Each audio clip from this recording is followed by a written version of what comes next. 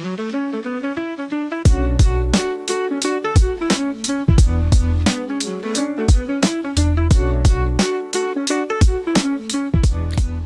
up, fam? It's your old pal Nick here with our co-host Zach. Hello, hello. And it is another episode of 321 Presents. This week, we actually have some cultural news to cover. Ooh. We're not just going to have, but don't be fooled. There is plenty of sports news to talk about as well. We had an NBA trade deadline that kept us busy, especially on Thursday when that trade deadline was hitting. We have the kickoff of the Winter Olympics to discuss, and there's a little thing called the Super Bowl happening this weekend. Otherwise known as the Bad Bunny concert featuring the Seattle Seahawks and New England Patriots. Depends who you are. Yeah. That's what I'm looking forward to. But let's go ahead, and since we've had so little of it to start the new year, we'll discuss. We've got a little bit of forecasting still yet to hit our theaters, our screens, but some stuff to look out for. Later this month, we've got that Gorillaz album that we mentioned last year. The Mountain has moved up by a few days, maybe a week or so, to a February 27th release now. How exciting. We've only heard about half the album so far, but still always excited to see, because I know Gorillaz are one of the groups that will consider like the album construction as a whole, so that'll be good to see what their new release is. In theaters, we've got one that I was curious if you've seen much advertising for, Steph Curry's new animated basketball movie. Yeah. GOAT comes out on February 13th, so we still got a little heads up on that one. DreamWorks, I do believe. It is a Sony animation project, which the Sony is starting to put some big swings at. Sony is your Spider-Verse. Sony is your... this is going to be GOAT is also going to be your K-pop Demon Hunters studio. So Bad Guys? Do they do Bad Guys too? That maybe they might have been Illumination. Let's double check real quick. Everyone's starting to all look and do the same, it feels like. Bad Guys was DreamWorks. Dang. Yeah. Slightly different style going on there. But yeah, that's coming up to the... What's your early take on that? Are you looking forward to that one? I don't know. I'm not as excited. I'll wait and let it simmer a little bit. It's been a long time since I've actually went to go see a movie in the theaters, except for Avatar, which has like been the exception for the few of them. There are very few movies on the docket that I'm like super excited to go see. Of course, we have Marvel's at the end of the year, which is going to be a long wait for everyone. I know everyone is so excited to see Robert Downey Jr. be a bad guy. I mean, the how are they going to do it other than we are in a different Marvel like world for this timeline? It seems like. Yeah, Master of the Universe. I think that's going to be interesting. Oh yeah, we got the first trailer for Master of the Universe. The Skeletor doesn't quite hit right for me. Jared Leto. Okay, that explains a lot. Yeah. The one I'm really looking forward to is the Odyssey, naturally, but Christopher Nolan.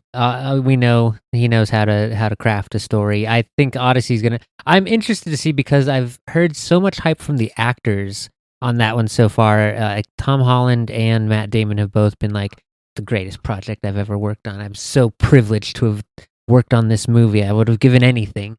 Yeah. I'm excited because one, of course, Christopher Nolan, but also Greek mythology. Everyone loves some Greek mythology. At least everyone here. Most folks who've gone through the American public education system or some variant of the American education system have probably, covered the story of the Odyssey. It's pretty good. I mean, we're still studying it thousands of years later, so it had to have been pretty captivating. For the most part. And of course, we have some other big releases, Devil Wears Prada 2, which everyone's super excited for many years later, but all the actors still look the same somehow. Sure. And of course, some other mythology. Mortal Kombat 2, we finally get another Mortal Kombat. After a continuation of the most recent Mortal Kombat. Yeah. I did like the most recent Mortal Kombat. I don't think I have caught that one yet. We watched it at the apartment, in fact. Oh, okay. It's been that long ago. Wild. Then, yeah, I'm not recalling anything. I believe you that we did it. It's memory banks are coming up empty. It is also hard because you say Mortal Kombat and it's the OG. I think of the 90s one, yeah, automatically. Mortal Kombat. Yeah, absolutely. The other one in the animation field that I don't know if you've seen much news for, Hoppers, is about the, I think, girl who can zap into the brain of a beaver.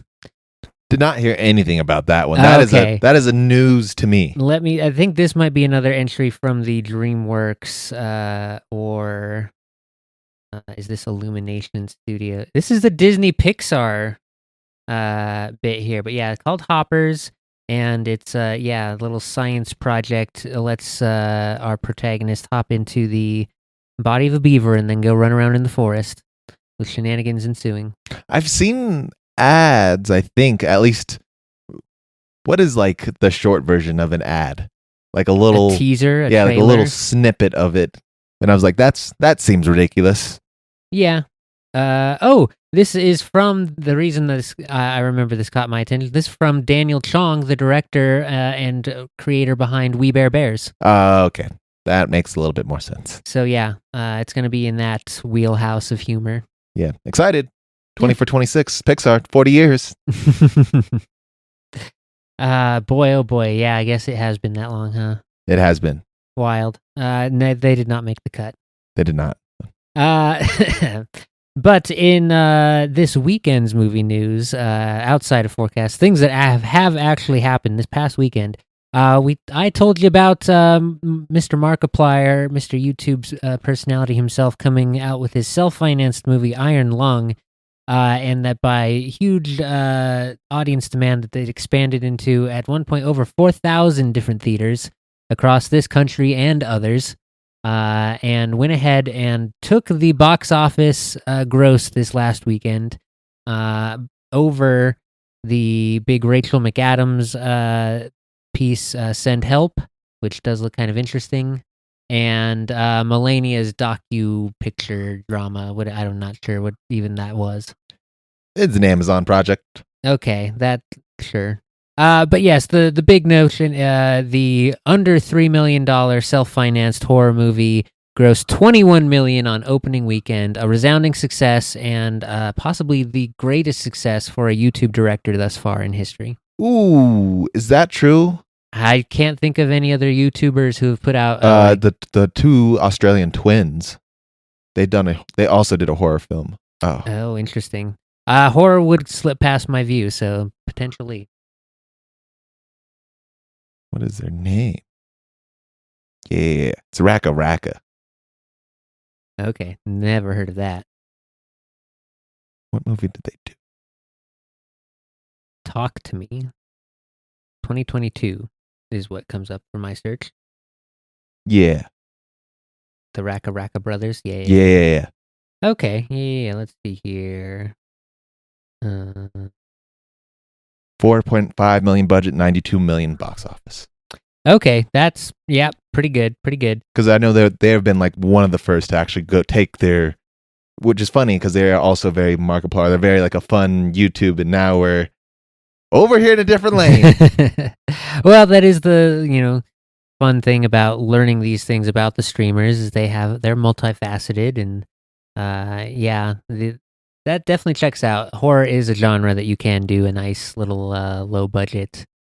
So okay, not the biggest hit in YouTube director history, but definitely trend, I think, into the positive direction, because there had been a little bit of a stigma to giving YouTubers the license to try and shoot at these feature films in the early days here, where kind of hit and miss. I am interested to see, because with the way that things are going pop culture, like Markiplier's been in the YouTube game since YouTube's been invented. Just about. He was there very, very early. And I'm curious if he's going to go more towards doing more of this direct roles. Is he? Because I don't think, does he star in the movie too, or is it just? Directed, starring, and co-written. Yeah, I'm curious if he's going to go more in the direct route, because I know a lot of especially the old YouTube people, you have to be they were doing a lot of skits on the YouTube, and you have all this other little stuff that you're already being like a creative director for, to switch that over into being on the feature films. Yes, there definitely the the long-standing YouTubers have learned to diversify outside of just relying on the single like income stream of YouTube content and the ad money from that, the brand deals and whatnot. I mean, for a lot of them too, like they've been doing this long enough where they are more than secure in their lives, where they can go do just sort of whatever makes them happy. Yes. For a lot of different lanes, like I know Kai Cenat's taken a huge break, who's the biggest streamer in the world, one of the biggest streamers in the world, just to go do fashion, because that's just something he wants to do, and he has all the means in the world to do so. Yeah, absolutely. The ones who have been smart about it and secured their money well, are kind of in a position at this point to kind of spread your wings and do whatever feels right. Jacksepticeye got back into music and whatnot, and is also doing some filmmaking on his end. I think has yet to debut, but I'm pretty certain he's working on a movie as well. And obviously, these people who gravitated to the video platform, it makes sense that they would have interest and talents in other video production, whether that be for TV or movies. So, definitely get there, but still, like, that is your very top, tippity top 1% of YouTubers out there who can pull that off. But yes, that was the movie news this week. What else? Did I have any other media before? Oh, I remember the topic I'd love to talk to you about. A couple of things in the broader topic of the way we play and have fun with certain types of toys and or games. We'll start with the low tech, or what used to be low tech. Have you seen Lego's big breakout announcement at the Consumer Electronics Show earlier this year? The Lego Smart Play brick. I've heard of it, and I think I've seen it, especially early on in its like alpha beta sort of stage. But I don't know much about it other than that. So this is a flat, if you're familiar with Lego bricks, this is one of the flat single layer pieces that is embedded with a microchip sensor array inside of the plastic, has some LEDs and some sound making capabilities. And the draw to this is that you incorporate it into a build, and the same one brick, just by knowing... I'm not sure what sort of RFID sensors or whatnot they're using, but the same one brick can move from a Lego duck that will let it make little quacky noises as you move it around, and then take that and move it over to a Lego truck that then goes vroom vroom when you roll it around on the table. And it also, if you toss it over, makes a big crash noise. These sorts of things. It is going to debut... obviously in Star Wars products coming out later this year, where you get the fully licensed LucasArts Skywalker Ranch mastered sound effects right out of the movies. Your pew, pew, pew, your lightsaber vwing vwing vwings. Oh, this sounds like it's going to be expensive. It's definitely going to be a cost factor, and has been a little controversial since its announcement, because there's a fairly large segment of folks were like, we don't need it to make the noises. That was part of the fun of using our imagination. We don't have much of those anymore. And that's sort of the argument, is like, we should still leave the avenues for the kids to develop it and not just fill it in with electronics for them. It's all gone. It's filled in for them or brain rot. That seems to be the case, unfortunately. So, I guess that is the debate, and it sounds like you are pro smart brick. I don't know. I want to say I am. Depends on who we're talking for. Me personally, I think I'm against it, because as a collector, I don't want to have to go move my things around to make it do noises. I'd like a little button or something else to have the noises happen, like a little activation. It's like an active diorama situation. Yeah, what I would want was like an active diorama sort of thing, where I've seen some really cool things where they have, I think it's even potentially a Lego display where they have like a case where you have like a Star Wars scene, and you can just hit a little button, and things do some movements, and you get some noises. That's what I'd be looking for. I don't want to have to go play with my little truck or my my starship to have the noises go pew pew pew. Yeah, no, this is for active playtime is sort of the thing, and that is where I can see the argument for like, yeah, that is a fun like bonus. It is especially impressive to see it kind of bounce around between the different builds and just kind of seamlessly integrate. Like that's an impressive bit of engineering. I'm curious what Lego's demographic is nowadays, because Legos today feel more like a collector's item that you have, and less of a child's toy that kids are playing with. Because some of the Lego sets, one, are very highly valuable. Even the little guys can go for mounds of money. I mean, how many conventions have we been to where there are at least 6 different Lego minifig stands set up? Ridiculous. Like I can't. Yeah, there's definitely value in that market. I believe as a corporation, the Lego company knows that they have this sort of collectors sect in their market base. And I assume it's their biggest set. It has to be their biggest set. Yeah, they're for sure. Ones that are capable and willing to spend the most money on. Yeah, I'm going to admittedly say the dumbest things. Because it was one thing back in the late 90s, early 2000s when they had the 1,000-piece Death Star that was, $500 or whatever, and that was the biggest set. But it was still that was sort of I guess looking back on that is the sort of the trend. But that set in particular was not really a kid's toy anymore. It was, you had to save up with adult job money. Move out of the way, little Bobby. Yeah. But the demand has been there since the get-go. So this definitely is going to push, which is sort of the ironic thing is because it is this little tech-intensive bit, it's definitely going to cost more if it's going to cost the set. A lot more. And therefore pushes it into that collector's realm, who are the least likely to be using it in the method that they have intended. Yeah, because mostly as a collector, once you build it or set it up, you're not moving the pieces that often. And I'm a collector of some more expensive things than probably some of the regular people. Yeah. And once I have my thing set, it doesn't really move all that often. I find that to be a little bit of the irony of the collector Lego thing. Like they do make beautiful little display pieces and all, but compared to the very delicate figures and whatnot that you could potentially have, the Lego bricks are pretty resilient. They handle a little wear and tear every now and then just fine. It's the building of the whole thing. Yeah. And once I've built it, I ain't keeping the instructions around. Oh, they've digitized that for you. They're well ahead of you on that front. Good luck finding all these pieces. Well, now that's another thing where, thanks to the robust community of fans out there are now plenty of places where you can just search up specific Lego pieces and go hunting the eBay listings for them with them filtered out for you. If you want to get super into Lego, there are plenty of roads paved for you by trailblazers ahead. Building a set piece by piece. Yeah, 100%. $500 set, but piece by piece, brick by brick, quite literally. Quite literally. Now that is our tactile play topic of the week.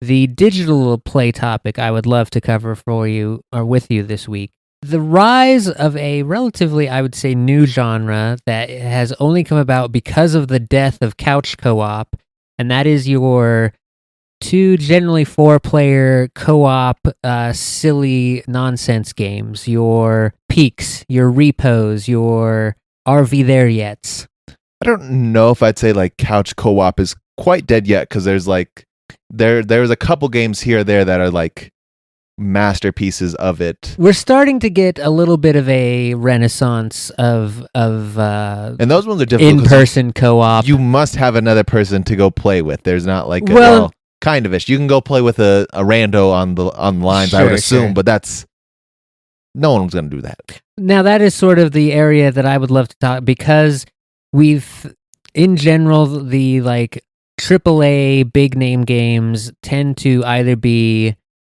MMOs nowadays or single player long fantasy adventure type things. These games tend to feel to me like these are sort of the area you go to now for I just want to have some fun. Oh, I don't know if I don't know if that'd be fun for. I mean, it's fun for an audience, but I don't know if that'd be fun for me. I can only imagine. Right? You jump into a lobby. Let's say, imagine you have no friends.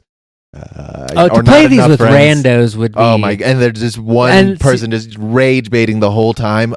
Yeah, I couldn't imagine these because of the length of it. It definitely feels like they want you to be collaborating with people you know. And that doesn't necessarily guarantee you're still going to have any smoother of a time, because these are, I guess, potentially could be viewed through the lens of also just like streamer games that are designed to be more like it's optimal for the people who have to play games for a living type of thing. I think that's a good audience for, because I don't know very many people who are playing sort of these fun like silly games where it requires more than a few players that you need to do like a collaborative thing for sure. I think Among Us had the most pull to that sort of collaborative gameplay. And Among Us is a tough one because you need to have 10 people in a lobby. You have to know 10 people. It's wild. That have the game. That was also it did happen to break out during COVID era, so it had that going as well. There were a lot more people available. Yeah. And it's a little harder to pull that off again now that we're back to real world operation and whatnot. But yeah, I guess that is because largely that is the way I am consuming these games, is as the audience of the gamers and streamers playing these co-op quote unquote games.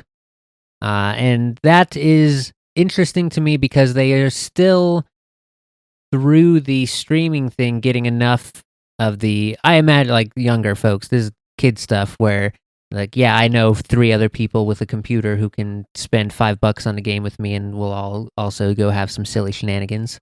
Oh yeah. So that's, I guess where the video games are turning to the younger crowd and the Legos are turning to the older crowd. Yeah, I mean, it makes sense though, right? Because a bunch of the older crowd meaning anyone who was basically born before the year 2000, I would say.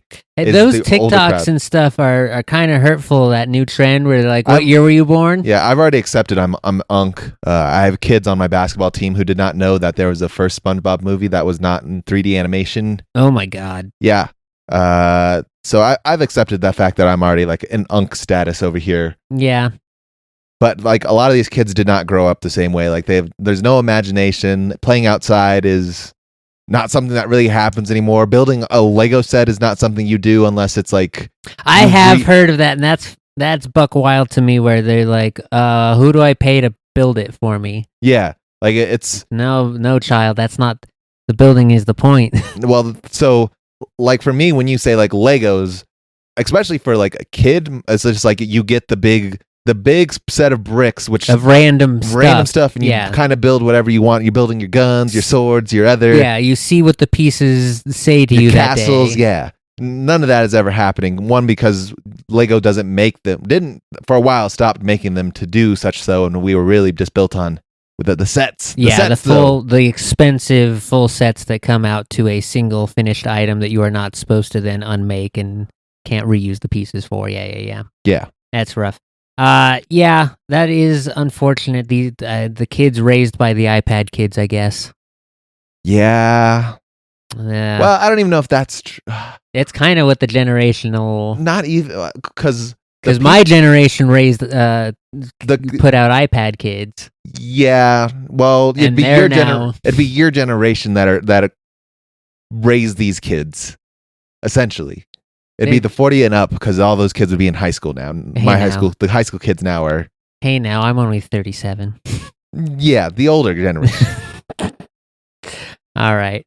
Let's see if I had any other media news this week. I think that was our big ones for stuff we have out, which means, as always, we must cover the happenings in the sports world. Zach, where would you like to start in sports? I am but a passenger on this one. You get to be the pilot. Well, then, tell us about the whirlwind of trade deadline come that NBA trade deadline. Yeah, NBA trade deadline. What a interesting event that was. It was not as active as anyone thought it would be. A couple names that we were looking for, of course, is Giannis. They've been threatening to trade him now for through 2 or 3 years now. But it's tough to get value back for a like MVP caliber guy still. Not a whole lot out there in the market. And the people who do want him and need him also are not going to give up the pieces or have the cap available. So he got to stay at home. The biggest trade I do believe that did happen was over in Dallas. Of course, it's Dallas over there. We all remember that Luka got traded last year if you were listening to our sports podcasts not too long ago. Yep, we all remember. And we remember how, I don't know if poorly is I guess it is poorly that was received, especially if you were in Dallas. Yeah. But they did get Anthony Davis back in return. That was pretty cool. And D'Angelo Russell, I do believe, signed with him as a free agent this year. So team was looking pretty all right. Only problem is Kyrie blew out his ACL, so him and Ant didn't have much time together before that happened. And both of them have a little bit of an injury history. Anthony Davis has been hurt most of this season. So they decided to part ways with Anthony Davis and D'Angelo, shipping them off to Washington, who, in the East, they built actually a pretty little solid team if everyone can get and stay healthy.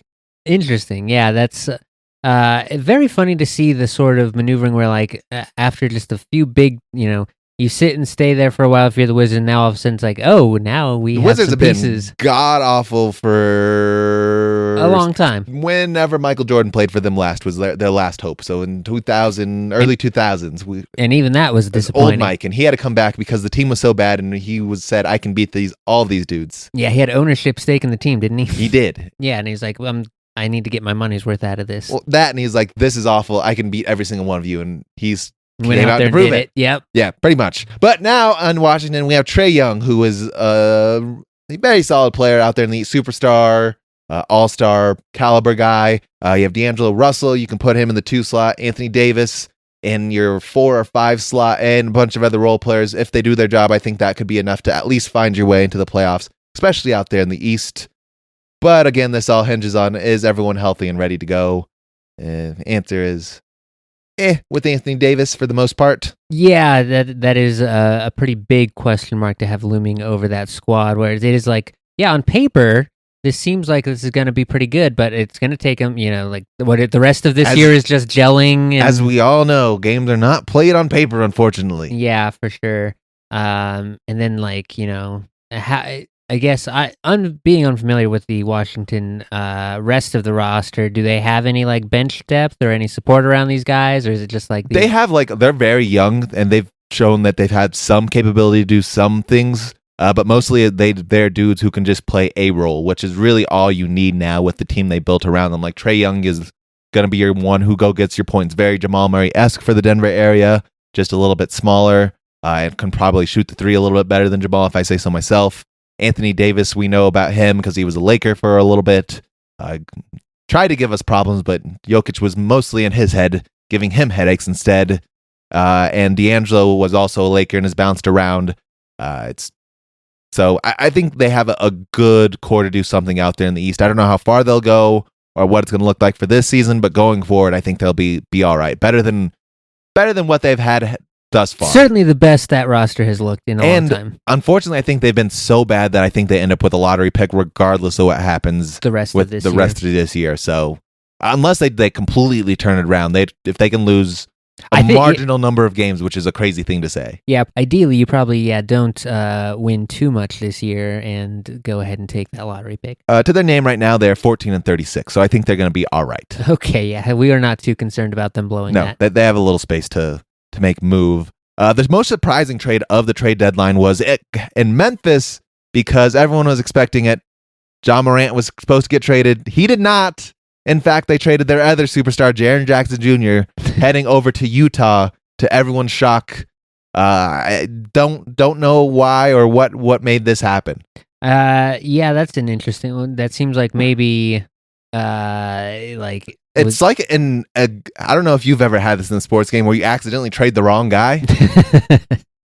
Not that I can say. Well, It's like you're just the NBA. It happens a lot because you like. There's a cool option in the 2K where you can just like search through all the trades. Like, what can I get for this guy? And it's like that's a pretty good trade, and then you accidentally accept it. It's like, oh my god, that's not what I wanted to do. Oh, sure, yeah. So I feel like that's sort of that scenario. No one was expecting him to move, but Utah did give up three first-round picks and a couple other guys to go grab him. You kind of can't say no to that if they come to your door and like, here's what we are offering. Yeah, especially with the way Memphis has been going this year. There's you're trying to move. It's like, are you sure you don't want this one? No, for the okay. Well, it's still a good offer. Yeah, Memphis is sitting at the bottom of not the complete bottom of the West, but 20-29 on the season. They've struggled to get chemistry and a bunch of other stuff. It's time, like, especially with the things that have been going on. John Morant, who's supposed to be their future, just kind of feels like it's time to rebuild once again over there.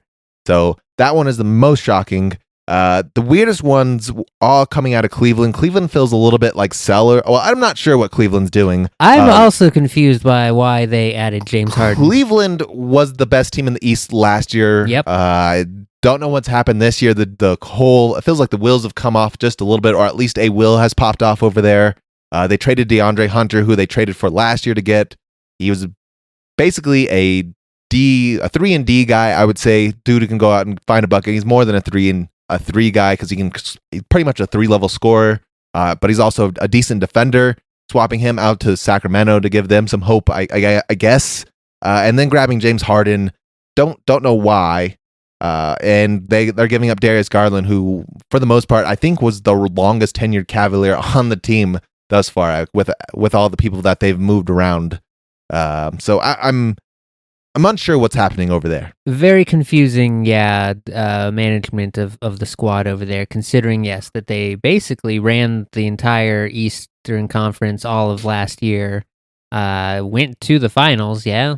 No, they fell just a little short. Eastern Conference Finals. Eastern Conference Finals, yeah. Which, seemed like you're right on the doorstep. It was, they lost to the Pacers, huh? Yeah, they did. Yeah, and that was sort of a Cinderella story going on, and you can't feel too bad about that sometimes. You're just like, that was not our year. So wild to see that they've kind of completely changed looks so quickly. But we'll see. Maybe they know what they're doing. Who knows? James Harden record in playoff games and playoff winning, not been super stellar. So I mean, he's played less than 50% of the games he's like been in the league for, right? Something not quite that bad, but he has been hurt more often than not, especially in these later years of his career than his youth, because you kind of run out of youth sometimes. Yeah. It's been quite a long time since James Harden has been like a full season threat. It feels like. Yeah, not anymore. Chris Paul finally did get traded. He's isn't captive, kidnapped in the Clippers. They did send him out to Toronto though. Oh boy. Toronto, they're sitting 31-21, so they are just at the bottom of that playoff bracket for the East. So anything's possible. He has a chance to make a run. Hopefully, I mean, at least with the Canadians, the vibes have to be better. I mean, they cannot be any worse. Exactly. You're not being held hostage or captive, and if they tell you to go home, at least you're going to go back to California. Not, I'm just going to sit here and watch my team practice and play, and right next door to me, essentially. Yeah, you get to be teammates with Grady Dick, who got one of the hilarious names in basketball. He's gotten himself in some trouble with that name, in fact. I love that he goes for those jersey swaps. He's not allowed to anymore, in fact. They've banned him from doing so. Cowards. That was a good bit. Not good for the media. The NBA is a worldwide organization. Please. For the lulz, it's good. Not for the lulz. Silver is not having much fun with the lulz. Well, booey on him. That is all the big moves that have made. A lot of people have made some cap space room. Denver Nuggets, one of those. I was going to say, tell us about what our Nuggies did. Our Nuggets. Our big moves. It's bigger than what you think, right? So Hunter Tyson, one. We had opportunity. We built all these stock in these players, and we still held on to them. It seemed like there were moves to be made. There was, but the one move we did make was Hunter Tyson. He did get traded. His $2.2 million contract did make way for...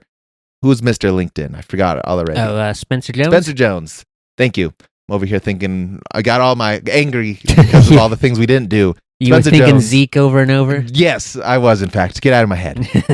But Spencer Jones does have a full roster spot now, deservedly so, because how could you send the guy back down after he started, at this point, about more than 2/3 of the season that we've played. It feels like a little bit. Really saved our bacon through some rough times there. Yeah, an unexpected success story. So he gets his roster spot. No point in sending him back down to the G League because I don't think he'd stay there very long, even if we did. Someone's probably going to come snag him one way or another. So moved room for him. We still have some cap room and one more roster spot left. The rumor is we are waiting until everyone decides what to do with their haul of goodies and is going to cut what they don't want or need. So a lot of, I think, options coming off of that for Denver fans. So don't worry quite yet. Wild to think that there are still potential roster alterations happening after the trade deadline. There's going to be so many alterations. Well, I don't know about so many. There's going to be a few more alterations that happen to a team before a team gets into full playoff mode here for sure. Interesting. Because normally, like baseball and hockey, after trade deadline, it's like, no, you're locked in. Other than call-ups, call-downs, you're not going to see anything different. If I remember correctly, there was a goalie traded during the Stanley Cup final. No, not during the fun. What are you talking about? It was like during the playoffs or something. They weren't, granted, the team wasn't in the playoffs, but... playoff rosters are different, too. You're not locked in on once you get to the playoffs. Yeah, it's insane. Yeah, that is a little different.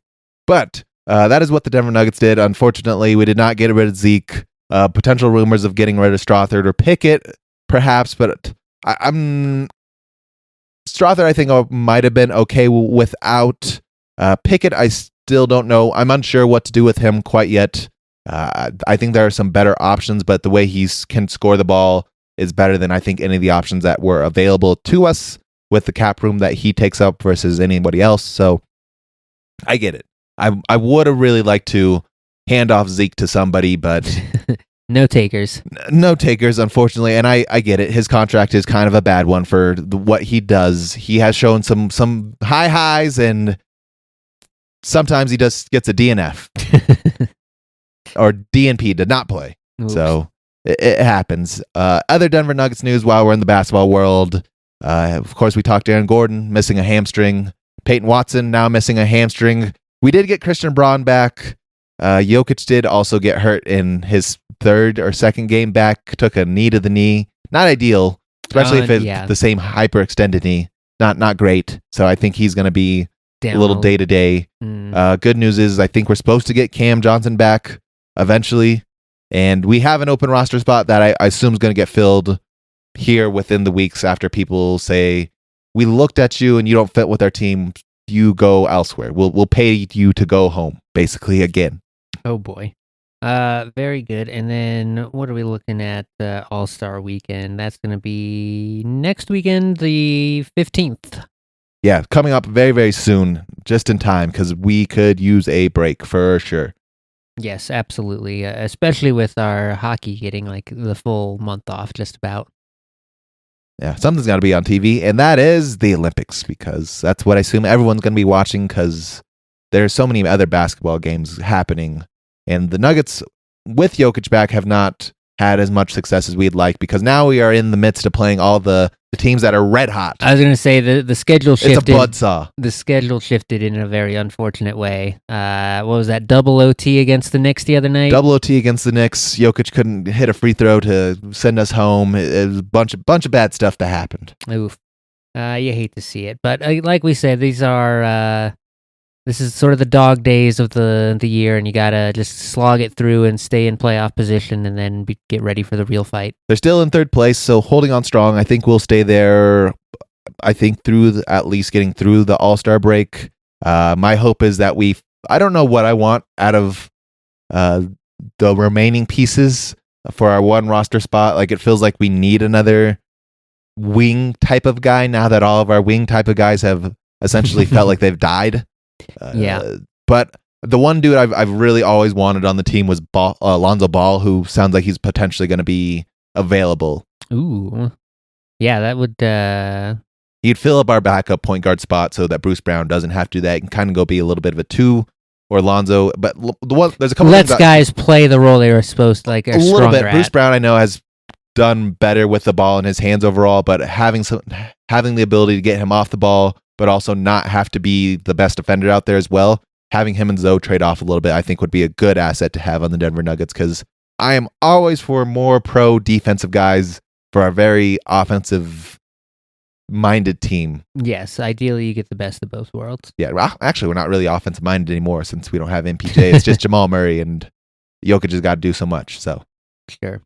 Do we have any predictions or notes to talk about that Super Bowl coming up this weekend? People will be listening to this after the event, so what sort of things can we expect to have happened? in my crystal ball, I expect Bad Bunny to be there. That's already been announced. Yep. If that doesn't happen, that'll be newsworthy. That will be very newsworthy. I don't know what to expect. There's two ways it can go. It's either a complete shellacking by Seattle, because I think the NFC this year was a lot better than the AFC, especially since we gave them a little bit of trouble. Weather and all that aside, the Patriots have not shown to be like a dominant team. They're just good enough to win games. So this is either going to be a dominant win by Seattle, which they've done already a few different times, or it's going to be a shootout to the end. Interesting.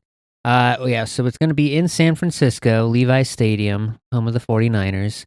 I imagine that's going to be, fine weather. I feel like, the Seahawks just being the better defense, it feels like. I want the hallmark story for Sam Bradford, and also I think Sam Darnold. Damn it, yeah, that one. I was gonna say if Sam Bradford shows up, that would also be newsworthy. That'd fire the Vikings GM again. Hire him and fire him again.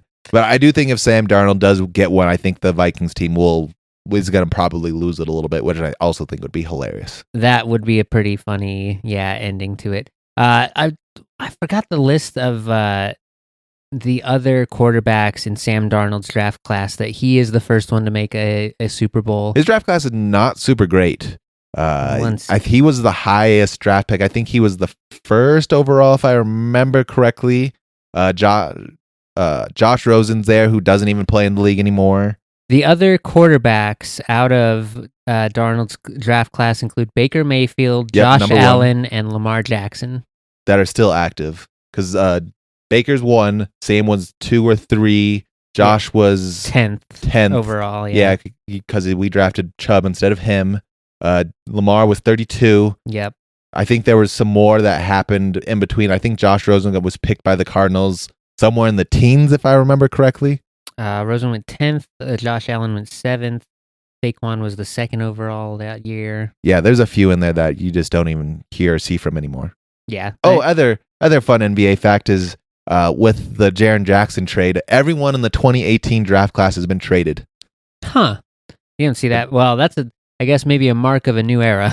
It's a little bit of a mark of a new era, but it's something that doesn't not happen. Usually you have the one guy who sticks, either doesn't make it and kind of flames out, but everyone's been traded. Or that just a guy that doesn't stay. Okay, that's a good qualifier, but still kind of wild. Yeah, everyone who really matters. NBA is a little weird. Yeah, a few qualifiers on that one. Very good. Any other Super Bowl news that we can think of? We'll I guess have to comment next week on Super Bowl commercials. Let's do just a wild. Let's take a wild swing at what score. Oh, scores? Score prediction. Okay. 29-17 Seahawks. What a weird. Yeah, I want to see a safety at some point. What a weird. I mean, you can get there. What would that be? That'd be 27 plus 2. Yeah. Well, no, you can get there a couple different ways, right? Because there's a lot of You can get 17, and then you can get 4 field goals. Any number of fun combinations. Yeah, 29-17 Seahawks. Weird score. Put my money on it. Sounds good. Actually, I'm gonna go ahead and lock that one in. That is an obscure score. You deserve to make a lot of money if that one hits. Hell yeah. I think I'm feeling a 28-13 win. 28-16. Ooh, interesting. Extra field goal. Huh? Yeah. 28-16 in favor of the Seahawks. Okay. Very good. I think we can be happy with that prediction there, and I guess we'll have to see next week if anything else more interesting happens there. And then before we leave this week, we gotta talk about the Olympics. We've gotten a little bit of action underway. I don't know if you've caught any yet. Nope, I forgot they were. I couldn't remember if they were happening this week or next week. The opening ceremony is It's like you don't even listen to our own show. Well, I do. Only problem is I forgot. Like, one, the opening ceremony is messing me up. My schedule. Yeah, I got a busy schedule. Why we are having an opening ceremony after things have already opened? You can't. You can't open if everything is already open. That's not what the Italian said. Let me see your ice rink, sir. I have seen the ice rink, and I'm here to make my reports as a seasoned and veteran hockey watcher. This is a different game with this different size rink, and it's not particularly subtle, the differences. So we've got what they ended up doing. They lost size in the overall length side to side. So there is basically no neutral zone. It's the big face-off circle and like 2 feet of white space on either side before blue lines. Are we gonna play like what is it? Be like 5-on-5 hockey? It's 5-on-5. No, I mean like that's including goalies. Oh, like 4-on-4 essentially. Yeah, you got to take someone off the ice. Well, that would maybe the other. I think the biggest factor is that they got the width wrong and went extra wide, and it's screwing up the defense. It's allowing the offenses on the power play to stretch the zone wider. Oh, that's so miserable. And they can the shooters are just so good now to hit the wide angle shots. What if we flip it? What if we do a 2-3? Oh God! I mean, let's do it. What we're seeing here is that I think there is room for as we've seen sproutling spin-off leagues of stuff. I think that like if a hockey team or a hockey league wanted to start getting into experimental rink shape to see how that affects like offense and defense. What if you every like then the baseball world you just get to design your each rink is different. Yeah. That's an absolute nightmare of production to try and put together, but hilarious from a game design standpoint. Yeah. No, I'm for it. Give me Rainbow Road, baby. Oh my God. Yeah. So that's what we're looking at is a slightly different game than what all of the regulation rinks are used to playing like. Give me Team America. We are going a 2-3, and I'm going to find the closest thing we have to Cale Makar. We're just gonna rock it, baby. Yeah, that would have been your Luke Hughes, but I think he's hurt this year. Next man up. Alrighty. Well, speaking of that hockey tournament, the women got underway. By the time of recording here, we have not gotten any men's games in the book. I think they play... That's like a primetime event, so they're all pushed a little back after the opening ceremony, like all the events should be. Yeah, you'd think. There is apparently a bad strain of norovirus hitting the women's tournament. I think it was Finland had a postponement on one of their first events because they could not field enough skaters. That's crazy. Over, I think 12 of their players were either already confirmed sick or in quarantine. Oops. Yeah. So that's not a great start to your Italian vacation. What did we see? We saw home host country Italy beat France on opening day of the women's ice hockey tournament. We saw Team Sweden, I believe, defeat Team Germany in a very offensive to the eyes matchup of mustard yellow on highlighter yellow. Is that allowed?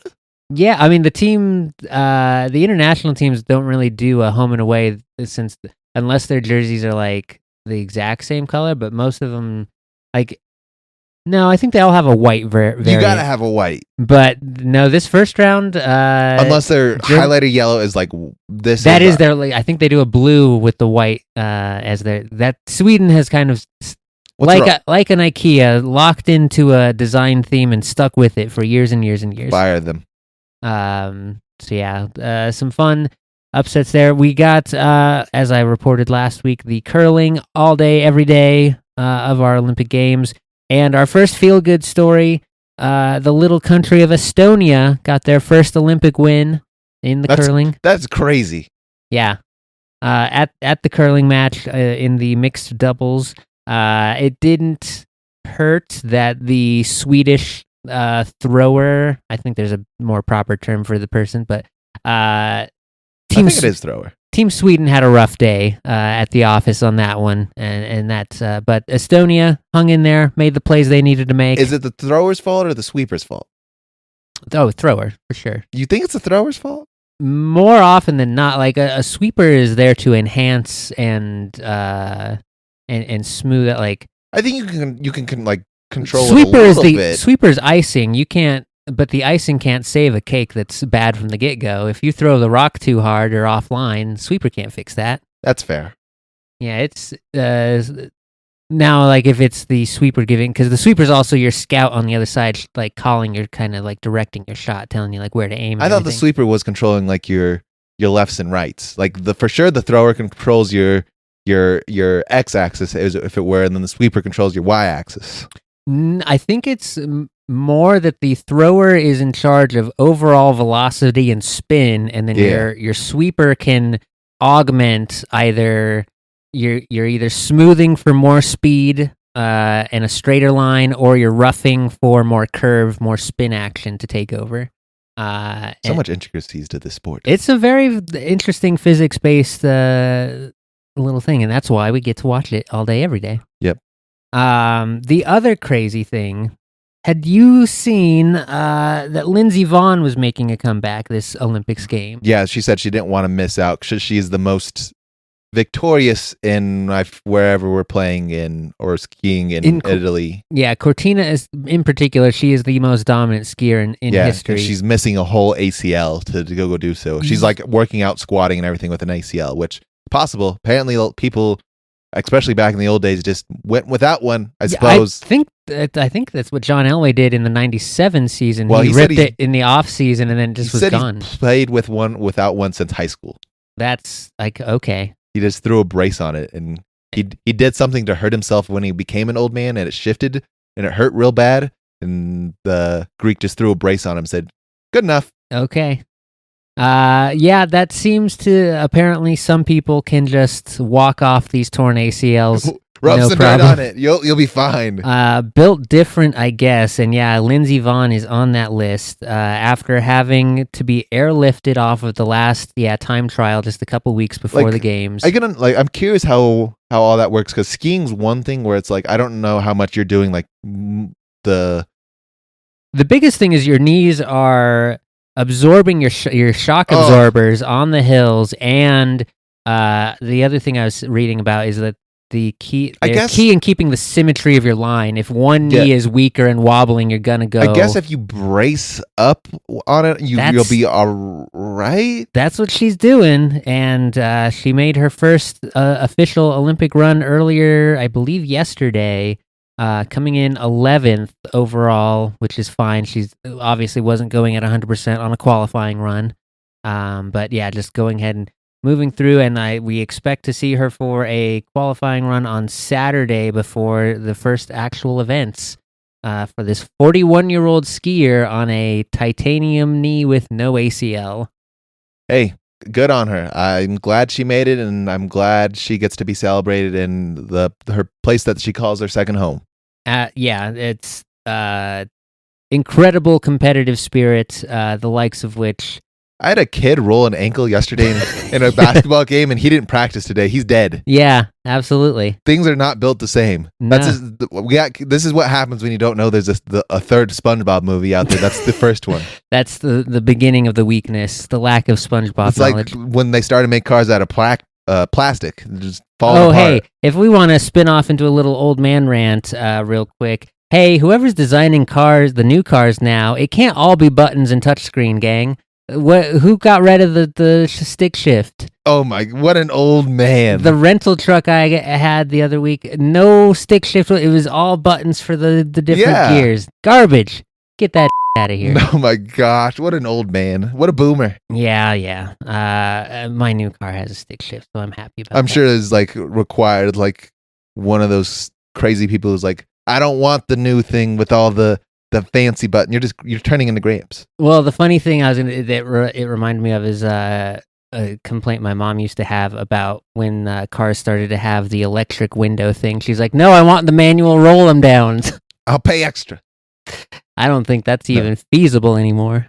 You'd be surprised. There are some cars out there that are very minimal. Certain brands for sure definitely are still willing to be like, you want a cheaper version? Hell yeah, we'll do that for you.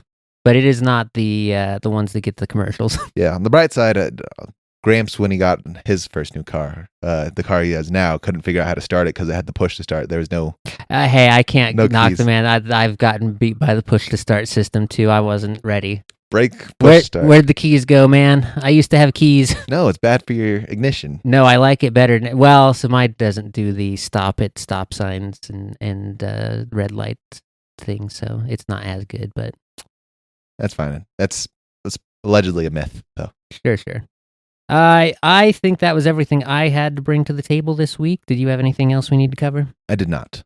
Wonderful. Then wrap us up, please. Thank you guys for coming along for another riveting episode of 321 Presents. Of course, if you have not followed us on whatever platform you're listening to, whether that be the Apples, the Spotifys, the YouTubes, maybe you're finding a clip here somewhere on the TikToks or the YouTube Shorts or potentially on the Instagram. Go check out the website, listen to all of our stuff, and catch up on a bunch of the different things that we talked about. Remember, we are not just a weekly episodic, here's what the news are this week. We talk about a lot of cool things. Like last week we talked about... What did we talk about last week?